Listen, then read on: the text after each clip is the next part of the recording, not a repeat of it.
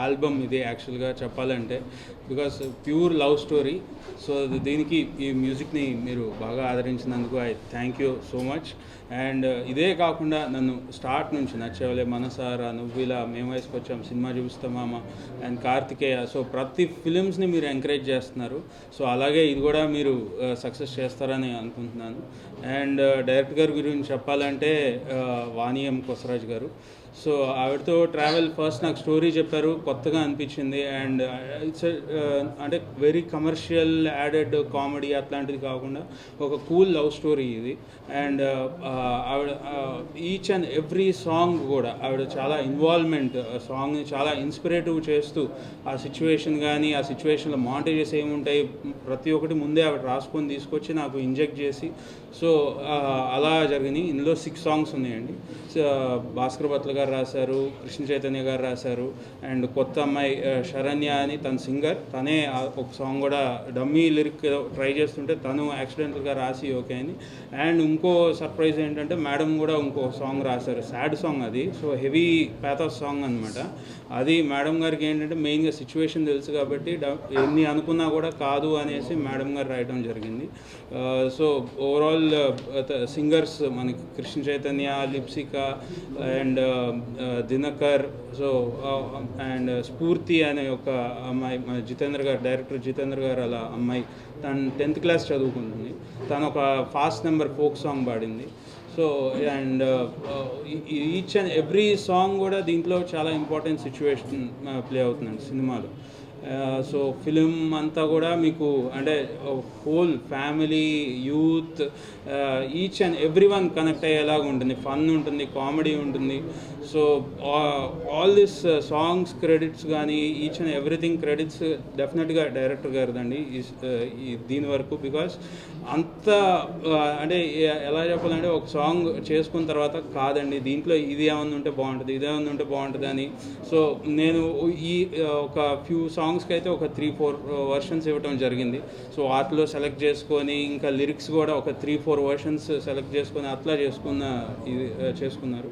So hope everyone like the songs and film కూడా త్వరలో release అవుతుంది. So hope you all like the film and ఫిలింని success చేస్తారని అనుకుంటున్నాను. Thank you so much.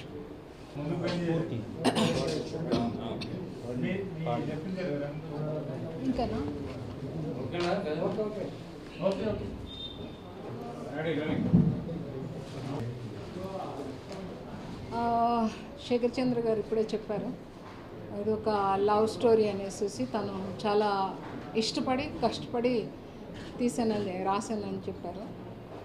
I mean compose చేశానని. So యాక్చువల్గా ఆయన తన ఇన్వాల్వ్మెంట్ 100% ఈ ఆల్బమ్కి ఇచ్చారండి.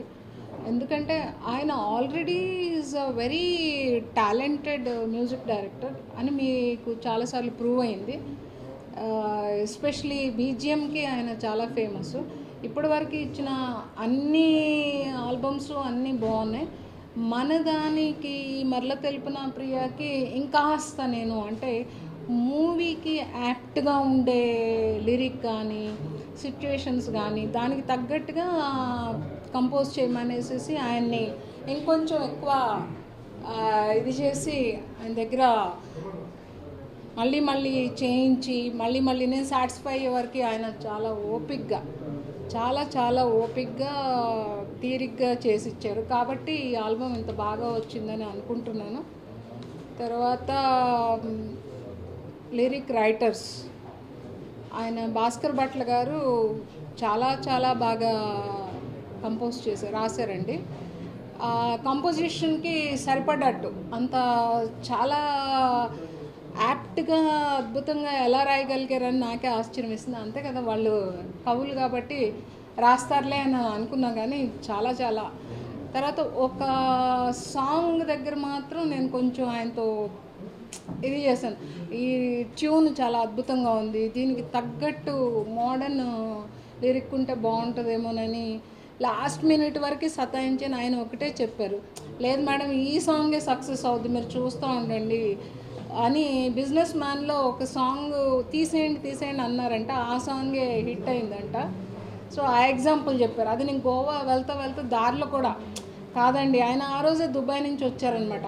శేఖర్ గారి దగ్గరికి వెళ్ళి మళ్ళీ ఒకసారి ట్రై చేయండి అని అంటే అప్పటికప్పుడు కూర్చుని ఆయన రాయటానికి ట్రై చేశారు, కానీ నాకు రావట్లేదండి, ఇది యాక్చువల్గా నేను తీసింది కరెక్టే, రాసింది కరెక్టే అనుకున్నానని చెప్పారు.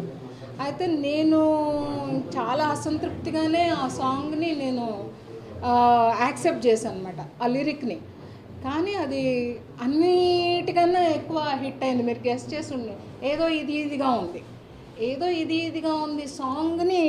అలా ఆయన ఒకటే అన్నారు, మీరు మేడం మీరు ఫీల్ అవ్వకండి, నాకు మనుషులు కూడా important, at the same time నేను చేసిన వర్క్ కూడా నాకు చాలా ఇంపార్టెంట్, అది చాలా బాగుందని నేను మనస్ఫూర్తిగా నమ్ముతున్నాను, కాబట్టి మీరు కూడా నమ్మండి మేడం దయచేసి అని నన్ను రిక్వెస్ట్ చేశారు. ఇక నేను ఏమనలేక లాస్ట్ మినిట్ అది షూట్ కాసేపట్లో ఉంది, ఏమనాలి ఇంకేమనలేక సర్లేండి ఏదో ఒకటి అవుద్దిలే అనుకున్నా. బిజినెస్ మ్యాన్ సాంగ్ సార్ వస్తారా వస్తారా ఆ సాంగ్ ఉంది కదా, ఆ సాంగ్ లాగానే ఇది హిట్ అవుద్ది చూడండి అన్నారు. ఆయన చెప్పింది కరెక్టే. ఈ సాంగ్ని ఎక్కువగా లైక్ చేశారు నాకు తెలిసి చాలామంది. దీని మీద మంచి రివ్యూస్ కూడా వచ్చినాయి టీజర్ రిలీజ్ చేసినప్పుడు. So what I feel is music director as well as the lyric writers దీన్ని చాలా ఇన్వాల్వ్ అయిపోయేసేసి చాలా ప్రేమగా తీర్చిదిద్దుకున్నారండి.